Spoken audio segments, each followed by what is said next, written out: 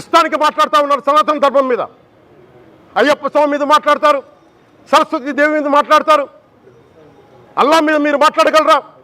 మహమ్మద్ ప్రవక్త మీద మీరు మాట్లాడగలరా? జీసస్ మీద మీరు మాట్లాడగలరా? అందరూ కూర్చొని సనాతన ధర్మం మీద, వినాయకుడి మీద జోకులు వేస్తారు, దుర్గాదేవి మీద జోక్స్ వేస్తారు, సరస్వతి దేవి మీద జోక్స్ వేస్తారు. మా మనోభావాలు గాయపడవా? మాకు బాధ ఉండదా? అందుకే నేను ప్రతిపాదించింది ఏంటంటే ప్రతి దానికి రావలేకపోతున్నాం. సనాతన ధర్మ రక్షణ board is order of the day. ప్రతిసారి కూర్చోబెట్టి మేము డిఫెండ్ చేసుకోలేం. ఇది ప్రతి సగటు హిందువు తాలూకు ధర్మం. ఇదే ఇస్లాం మీద దాడి జరిగితే ఎంతమంది బయటకు వస్తారు, ఎంతమంది నిరసన తెలియజేస్తారు? రోడ్ల మీదకి రమ్మని చెప్పట్లా.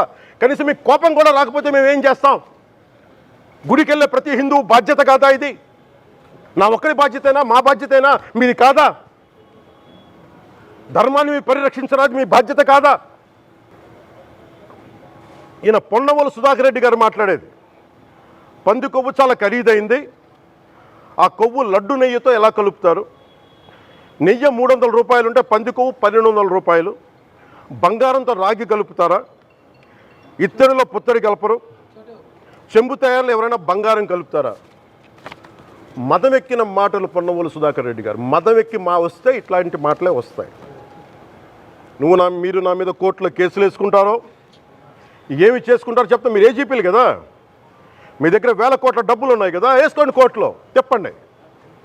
సనాతన ధర్మానికి నోటికొచ్చినట్టు మాట్లాడితే మిమ్మల్ని అందరినీ రోడ్ల మీదకి లాగుతాం, గుర్తుపెట్టుకోండి. తప్పు జరిగింది, ప్రాయశ్చిత్తం చేసుకోండి, లేదంటే మౌనంగా మాట్లాడకుండా ఉండండి, అంతే. ధర్మారెడ్డి గారు కొడుకు చనిపోతే 11 రోజుల తర్వాత, దినవారాలు అయిపోయిన తర్వాత గుడికి వచ్చాడు, అటు రాకూడదు అని మాట్లాడారు. అంటే వీళ్ళు హిందుత్వ ద్రోహులు, నేనే హిందుత్వాన్ని బాగా తీసుకువెళ్ళేటటువంటి వ్యక్తిని అనేది మాట చంద్రబాబు నాయుడు గారు చెప్పాలనే ప్రయత్నం చేశారు. మరి నాకు తెలుసు ధర్మారెడ్డి గారి కుమారుడు చనిపోతే దినవారాలు అయిన తర్వాత వచ్చి ఆయన గుడిలో తన ధర్మాన్ని దాన్ని నిర్వహించారు. అది తప్పు కాదని అనుకుంటున్నా. చంద్రబాబు నాయుడు గారు గొప్ప పని చేశారు, మీకు గుర్తుందా? చాలామంది సీనియర్స్ గుర్తుండే ఉంటుంది. ఆయన తండ్రి గారు మరణిస్తే ఆయన తలనీనాలు ఇవ్వాల, గుండె చేసుకోవాలి. ఆయన వాడు తమ్ముడు చేతి చేయించాడు. తల్లి చనిపోయినప్పుడు కానీ, తండ్రి చనిపోయినప్పుడు కానీ ఏ రోజున కూడా చంద్రబాబు నాయుడు గారు తలనీలాలు ఇవ్వలేదు. నువ్వు హిందుత్వాన్ని గురించి మాట్లాడతావు, సనాతన ధర్మాన్ని గురించి మాట్లాడతావు, ధర్మారెడ్డి గురించి మాట్లాడతావు, సుబ్బారెడ్డి గురించి మాట్లాడతావు. ఏం ధర్మం అయ్యా నాకు అర్థం కాలేదు చంద్రబాబు నాయుడు గారు.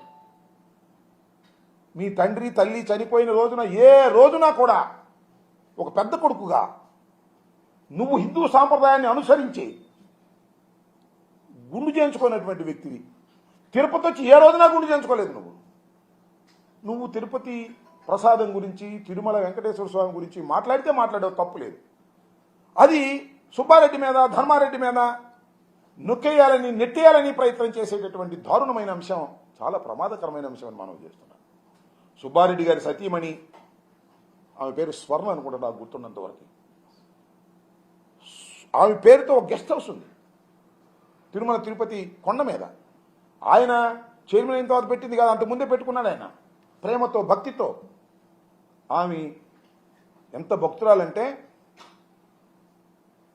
ప్రతిరోజు గోవుకి పూజ చేసిన తర్వాత బయటకు వస్తారు వాళ్ళు. అంత సనాతన ధర్మాన్ని పాటించేటటువంటి వ్యక్తి సుబ్బారెడ్డి గారి భార్య. ఆమెను బయటికి లాక్కొచ్చి తిడుతున్నావు. ధర్మారెడ్డి కొడుకు చనిపోతే దాన్ని తిడుతున్నావు. నువ్వే సనాతన ధర్మానికి చాలా నిర్దిష్టమైనటువంటి వ్యక్తిని అనేటువంటి ప్రచారం చేసుకునేటటువంటి తాపత్రయపడుతున్నావు. ఇది ధర్మం కాదు.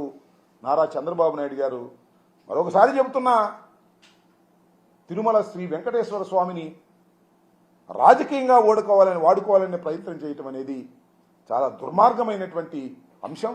దీనికి మీరు అన్ని విధాలా మూల్యం చెల్లిస్తారు భవిష్యత్తులో అనేది కూడా ఇవాళ నేను చెప్తున్నాను. దయచేసి గుర్తుపెట్టుకోమని కూడా మనవి చేస్తున్నాను. ఇంకపోతే పవన్ కళ్యాణ్ గారు